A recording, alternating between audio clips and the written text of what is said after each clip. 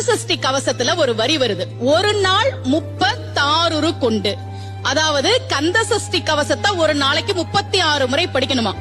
படிச்சா 7 மணி நேரம் ஆகும். நான் படிச்சிருக்கேன்.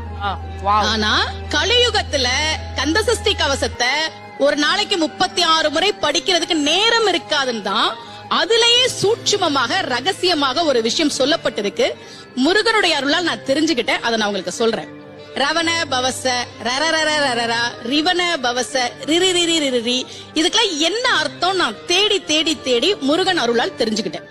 சரவண பவ முருகனுக்கான மந்திரம். இத 6 முறை சொல்லணும்.